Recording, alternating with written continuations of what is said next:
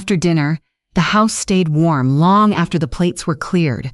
That used to be impossible with our family. In the past, every holiday felt tense beneath the surface. Like everyone was performing happiness instead of living it. Conversations were careful. Smiles were measured. Even laughter sounded nervous sometimes, but that night felt different. Lily sat on the living room floor building a puzzle, while old Christmas music played softly from the kitchen radio. Ethan washed dishes without being asked. Vanessa dried them quietly beside him. And every once in a while, I caught them exchanging these strange little looks, not romantic, not bitter, just mature. Like two people finally seeing each other clearly after years of illusion. At one point, Vanessa walked into the living room carrying tea for me. That alone almost made me smile. A year ago, she'd barely acknowledged my existence unless she needed something. Now she handed me a mug carefully and said, "Too much cinnamon? Probably. I still don't know how you make it taste better." I took a sip. "It's fine." She sat across from me nervously. Then after a long silence, she whispered, "I sold the bracelets." I frowned slightly. "The designer ones?" She nodded. "All of them." I didn't know what to say, not because the bracelets mattered, because pride did, and for someone like Vanessa, giving up appearances was like ripping off skin. "I used the money to start Lily's college account," she said quietly. That caught me off guard. Then she added something even more surprising. "And I paid Ethan back." I looked toward the kitchen where my son stood drying dishes with his sleeves rolled up. Older now, sadder maybe, but steadier. "How much?" I asked. "All of it." My chest tightened unexpectedly, not because of the money. Because accountability is rare. People say sorry all the time. Very few repair what they break. Vanessa looked down at her hands. "I know it doesn't erase what I did to you." "No," I admitted honestly, "it doesn't." She nodded slowly like she expected that. "But," I continued softly, "people who truly change usually stop demanding forgiveness." Her eyes filled instantly. And for the first time since I met her, she looked relieved instead of defensive. That night, after everyone left, I stood alone at the front window watching snow fall outside. The same kind of snow that covered Ethan's driveway the night I sat there uninvited. Funny how life circles back around. A year earlier, I felt discarded. Now the house felt full again. Not because the pain disappeared. Because truth finally entered the room, and truth changes everything. A few weeks later, Ethan invited me to lunch downtown. When I arrived, I realized immediately something was unusual. He looked nervous, almost pale. "What's wrong?" I asked as we sat down. He exhaled slowly. "I need to tell you something before you hear it from someone else." My stomach tightened. Then he slid a folded paper across the table. I opened it and nearly stopped breathing. Foreclosure notice. Not for Ethan. For Vanessa. Apparently, after the separation, she rented a townhouse far beyond what she could realistically afford. She tried maintaining the same lifestyle, same image, same expensive habits. Only this time there was nobody left to rescue her. Not Ethan, not me, no hidden credit cards, no emergency loans. Reality finally arrived. "She hasn't told you?" I asked quietly. He shook his head. "She's ashamed." I stared at the paper for a long moment, then something strange happened. I didn't feel satisfaction. I thought I would. After everything she put me through, I imagined karma would feel victorious, but it didn't. It just felt sad. "She's working 3 jobs," Ethan continued, "and still falling behind." I leaned back silently. Then he said the one thing I never expected. "She refuses to ask you for help." That surprised me more than the foreclosure itself. She said she'd rather lose everything than take another dollar from you. For some reason, that mattered to me. A lot, because finally, after all this time, she understood the weight of what she took. A week later, there was a knock at my door around 9 at night. When I opened it, Vanessa stood there shivering in the cold. No makeup, no designer coat, no polished image, just exhaustion. "I'm sorry for showing up unannounced," she said quietly. I stepped aside without speaking. She walked inside slowly, holding a manila folder against her chest. For nearly a minute, neither of us spoke. Then she placed the folder on my kitchen table. Inside were documents, budget sheets, debt plans, Paid stubs. I'm trying, she whispered. I just can't get ahead. I looked through the papers carefully. Everything was different now. No hidden spending, no luxury charges, no manipulation, just survival. I didn't come for money, she said quickly. I swear. Then why are you here? She looked at me with tears in her eyes. Because I don't know how to stop drowning. That sentence hit me harder than I expected. Because I remembered another night years earlier. Another person crying. Another voice saying they didn't know what else to do. My son. And suddenly I understood something painful. Sometimes people repeat destruction because nobody ever taught them another way to live. I closed the folder gently, then asked, "Have you eaten?" She blinked in surprise. No. I stood up. There's soup on the stove, the second those words left my mouth. Vanessa started crying silently into her hands. Not dramatic crying, not manipulative crying, the kind that comes from being exhausted for too long. We sat at the kitchen table, eating soup, while snow tapped softly against the windows, and slowly she told me everything, how terrified she'd been growing up poor, how she learned early that appearances protected you from humiliation, how every expensive thing she bought made her feel safe for a few minutes, how watching me help Ethan triggered resentment because deep down she knew nobody would ever save her that way. I hated you for being loved so easily, she admitted quietly. I stirred my soup slowly. It wasn't easy. She looked up. Love that lasts never is. That silence afterward felt important somehow. Then she whispered, "Why are you being kind to me after everything?" I thought about that carefully before answering. Because truthfully, I wasn't sure. Maybe age changes you. Maybe grief softens certain parts while hardening others, or maybe I finally understood that revenge already happened, not the dramatic kind. Not screaming or humiliation, the real kind. She lost the fantasy she built her identity around, and once illusions collapse, a person either grows or disappears. I'm helping Lily's mother, I finally said. Vanessa lowered her eyes and nodded. Over the next few months, I helped her organize her finances. Not by giving her money, by teaching her discipline, budgeting, savings, reality. Sometimes she hated it. Sometimes she cried. Sometimes she got angry and defensive again, but slowly she changed. One afternoon while sorting bills, she suddenly asked, "Can I tell you something horrible?" I raised an eyebrow. "You can try." She took a deep breath. "The night I texted you not to come for Christmas." Her voice cracked. I knew about the 20,000. I froze. "You what?" She nodded while crying. "I overheard Ethan talking about it weeks earlier. A cold feeling spread through my chest. And you still uninvited me." She covered her face. "I thought if you brought more money, Ethan would never stop depending on you." I stared at her in disbelief. Then she whispered the part that truly shocked me. "But I also wanted to hurt you." The honesty was brutal, ugly raw, and strangely, I respected it more than excuses. "Why?" She looked directly at me. "Because you represented everything I thought I'd never have." I didn't speak. Then she added softly, "A family that loves without keeping score." That broke something open inside me because she was wrong. I had kept score eventually. Pain makes everyone count. Still, hearing her admit the truth mattered. Not because it erased the wound, because hidden poison finally loses power when, exposed to light, spring turned into summer. And for the first time in years, our family stopped pretending. Ethan admitted his weakness.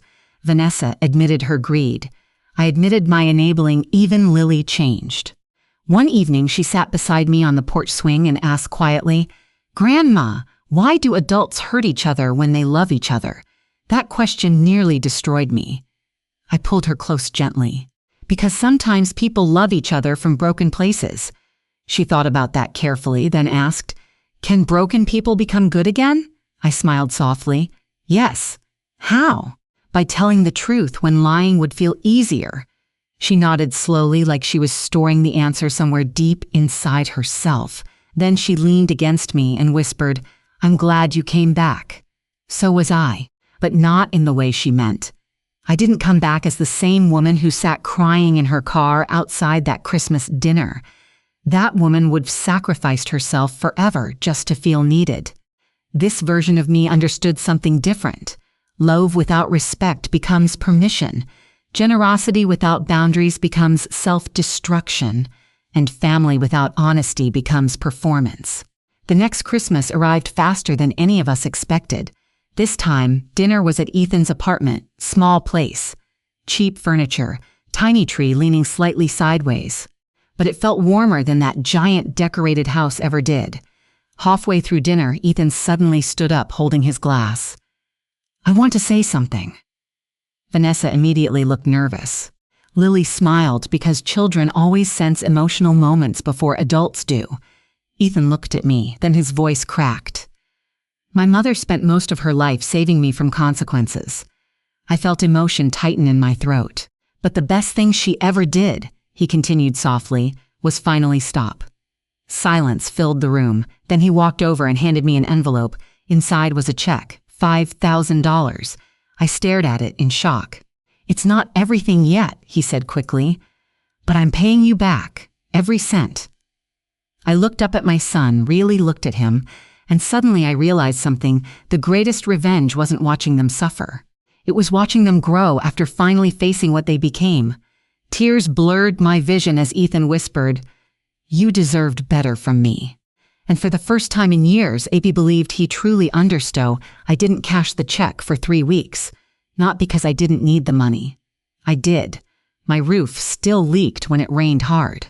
My car made a grinding sound every time I turned left.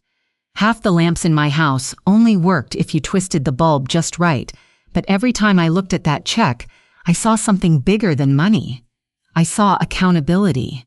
And accountability is priceless when you've spent years begging people to simply care. One afternoon in January, I finally drove to the bank. The teller smiled politely as she processed the deposit. "Nice to see family paying you back," she joked casually. I almost laughed. If only she knew how much blood was inside that sentence. When I got back to my car, I just sat there quietly for a moment, watching people hurry through the snow carrying coffee and shopping bags. Normal lives, normal problems, and for the first time in a very long while, my chest felt light, not healed. Healing isn't sudden. People lie about that. Healing is quieter. It's waking up one morning and realizing you didn't think about the betrayal first thing anymore. It's hearing their name without feeling your stomach twist. It's looking in the mirror and finally recognizing yourself again. That same night, my phone buzzed around midnight. "Ethan." I answered immediately. "Mom?" His voice sounded strange, tense. "What's wrong?" Long silence. Then he whispered, "Vanessa got arrested." I sat upright instantly. "What?" She got pulled over. "For what?" Another pause. Then he said something that made my heart sink. "Shoplifting." I couldn't speak for a second. Not because I judged her, because somehow it felt tragic after everything. After all the growth. After all the honesty. "What did she take?" I asked quietly. "Groceries. That hurt worse. Not jewelry. Not luxury items. Food." Ethan exhaled shakily. "She lost one of her jobs last month and didn't tell anyone." I closed my eyes slowly. Old instincts immediately returned. Fix it, save them. Protect everyone. That's what I'd always done, but this time I stayed still. "Where is Lily?" I asked. "With me." "Good." "I'm going to bail Vanessa out," he said. "No."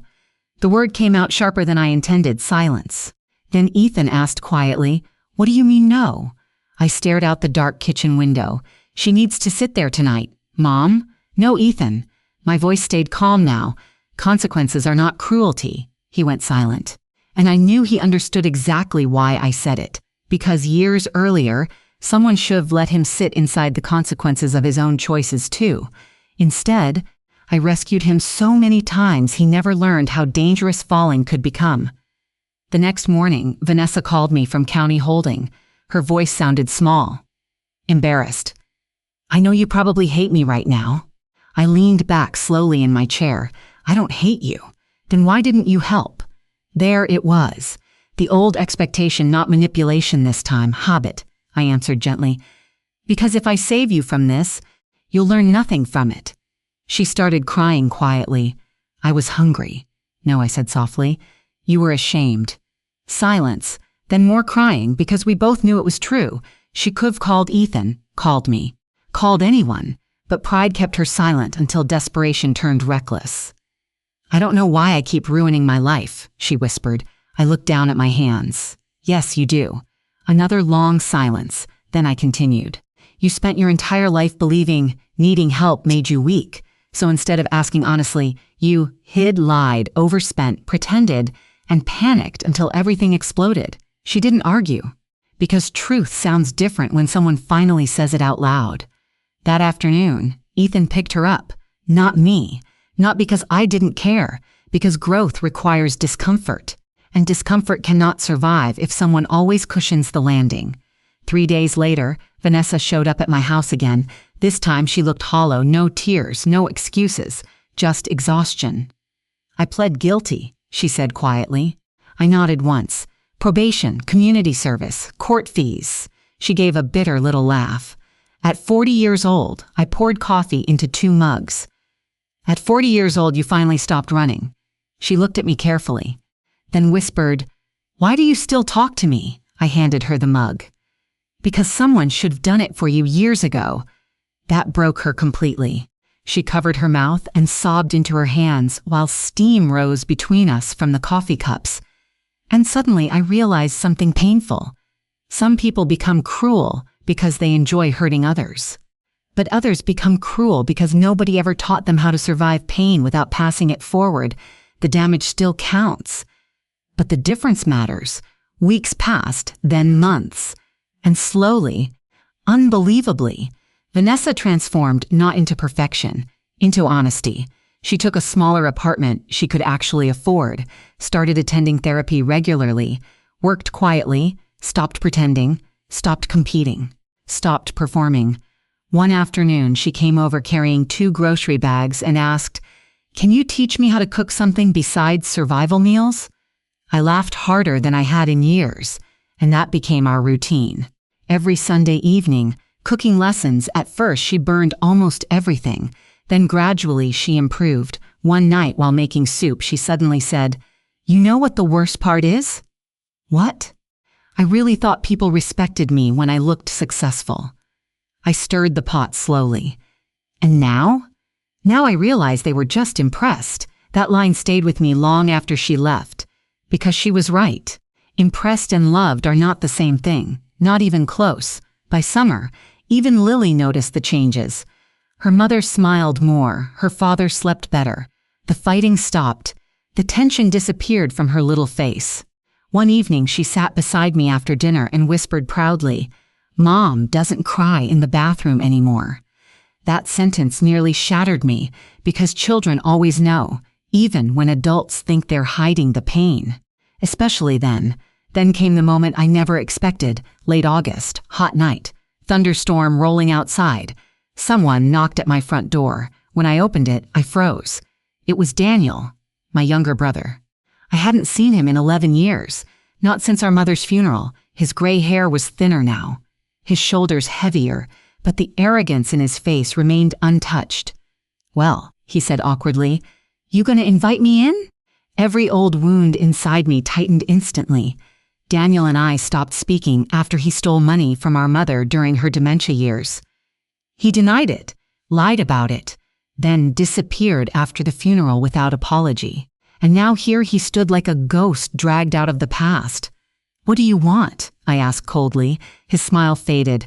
I heard you've been helping Ethan. I almost laughed. Of course, people always return when they smell softness. Or money. I need a loan, he admitted quietly. There it was, same pattern, different face.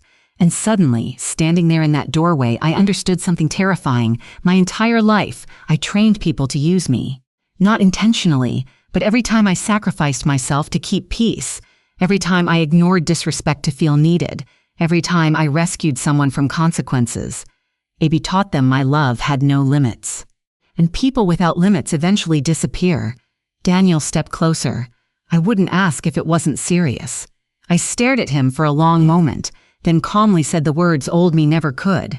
No. His expression hardened immediately. You really gonna turn your back on family? Funny how people only worship family when they need something. You turned your back on family 11 years ago. I replied quietly. That was different. No, I said. It was just your turn. His jaw tightened, then came the guilt tactics. I could lose my house. I nodded slowly. I know how that feels. You have money now. And you had integrity once. That one landed. Hard, his face changed instantly. Anger, embarrassment, resentment. All fighting together behind his eyes. You think you're better than me now? I looked at him calmly. No. I just finally value myself. That silence afterward felt enormous. Then for the first time in my entire life, Daniel looked ashamed. Not performative shame, real shame. He lowered his eyes and whispered, I deserve that. I didn't answer. He stood there awkwardly for another few seconds before turning toward the door. Then he stopped. Without facing me, he asked quietly, Does it ever stop hurting? I knew exactly what he meant, the regret, the loneliness, the weight of becoming someone you barely recognize. I answered honestly, No. He nodded once, then left, and strangely, I cried after he was gone, not because I missed him, because I finally understood how generational pain travels through families like inheritance. People wound each other. Then those wounded people wound others. And on it goes until somebody finally decides the cycle ends with them. That night, Ethan called. I told him about Daniel. There was a long silence afterward. Then my son said something quietly that made tears fill my eyes. You ended the cycle, Mom. I sat there speechless because suddenly I realized he was right. I stopped confusing love with sacrifice. Stopped confusing guilt with responsibility. Stopped believing my worth came from how much pain I could carry for other people. And once I changed, everyone around me had to change too, not because I forced them, because boundaries expose truth. The people who truly love you adjust. The ones who only benefited from your lack of boundaries disappear.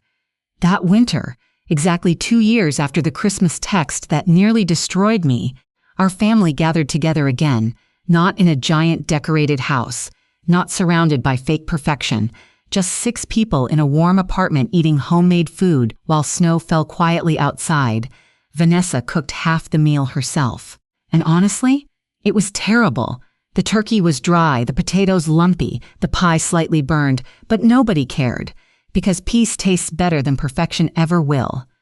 After dinner, Lily climbed onto my lap and asked, Grandma, remember when Mom didn't want you coming to Christmas? The entire room went silent instantly. Vanessa looked mortified. Lily, but I gently touched her arm. It's okay. Lily frowned innocently. Why was everybody so mean back then? No one answered immediately.